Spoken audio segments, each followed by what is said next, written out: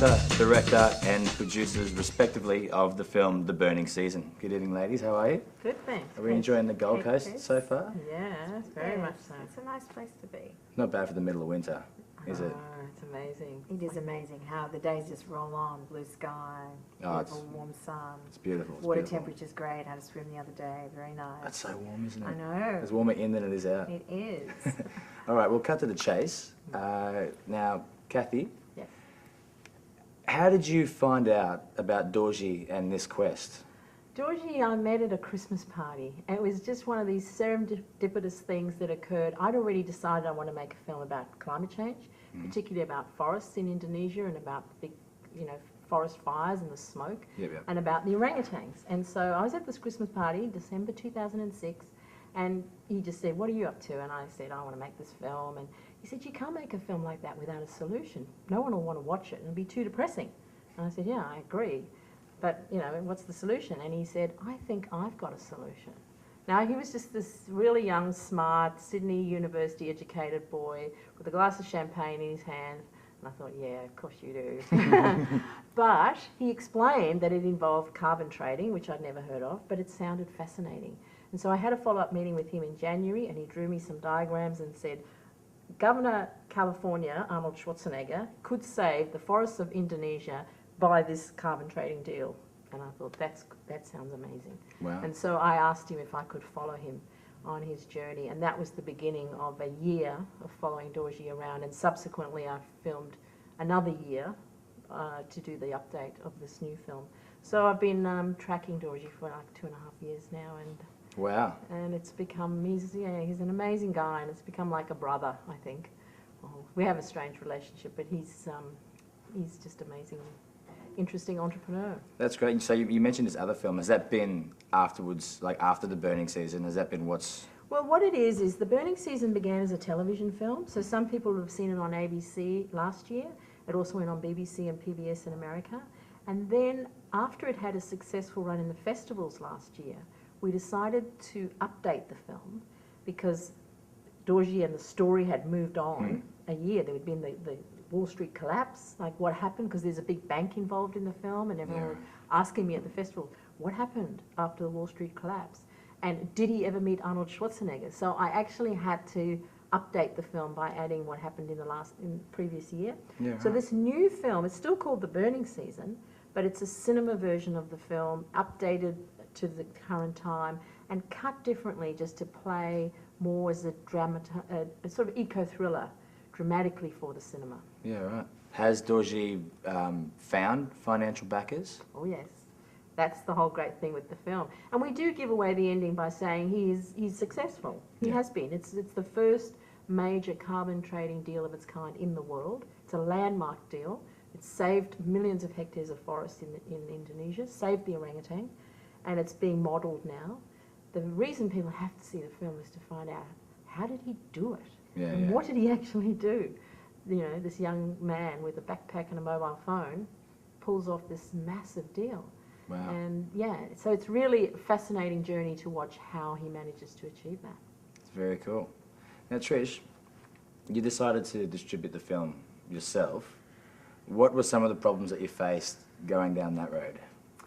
Well, it's we're on that road right now. I mean, Kathy and I, as producers, have witnessed as a litany of films can testify, that trying to get a film, any film, niche film into cinema is a very difficult exercise, and it's not necessarily a successful exercise. We knew that the film had audiences, we believed, who would be reached by cinema in a way that television couldn't reach them. So if you understand that the film's budget was basically raised by pre-sales to television, and that TV show has gone out there in various versions all over the world, and yet we have now made a different film. It's still, as Kathy explained, the same heart and soul, but it has a much more interesting way of being told in cinema. We decided that rather than have the critics tell us that it would fail if we tried to take a television documentary and reform it as a cinema experience, that we would join that exercise and learn from that exercise by being distributors ourselves. And we have actually formed a partnership with a distributor who does work in cinema. That's their sort of sole work.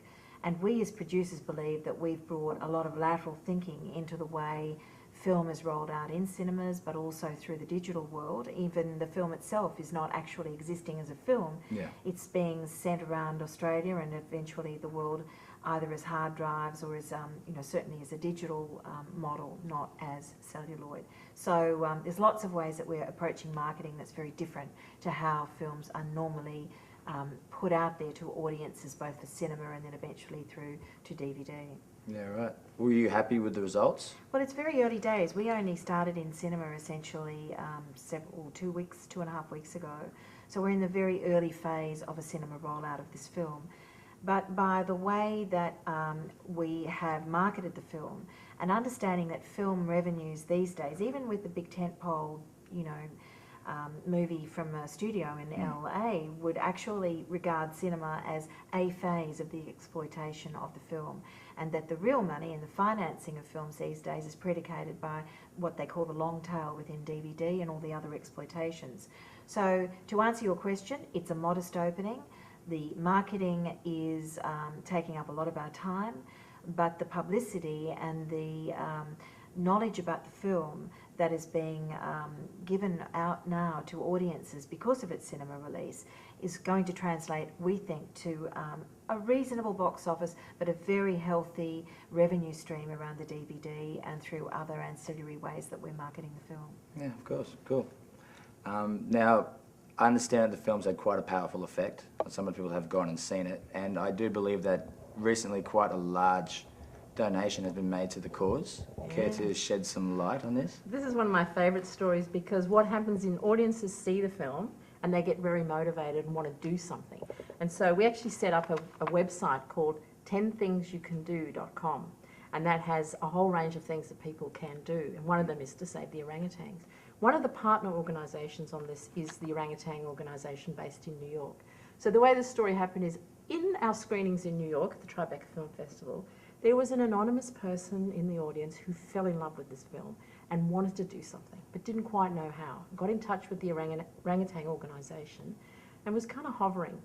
Then in Sydney, we showed the film at the Sydney Film Festival, and a young woman who had adopted an orangutan previously and been in touch with the New York agency, who actually told her the film was on, comes to see the film and thinks, I want to do something, what can I do? So she decides to put on a screening of the film herself, advertise it herself, promote it, at the Dendy in Circular Quay, which happened last night. And so the guy in New York tells his people who are his subscribers that this screening is happening by this young woman, and this anonymous donor ran up and said, I will match whatever she raises up to $20,000. Wow. Just because I want to do something and I admire this woman. So this woman's name is Melanie. I've never met her, but she went out and put on a screening of the film last night and raised almost $20,000 for the orangutans. Wow. So, even if Trish and I and the other partners don't make our fortune out of this film, for me as the director and the person who really, when I personally engaged with the orangutans in Borneo, that's what it was about for me. How can we help these orphans in Borneo who've been rescued from these fires? And they actually do need money to keep the program going. And I now know that at least $20,000 of bananas is going to go to the orangutans. So, I think that's a fantastic outcome. So amazing.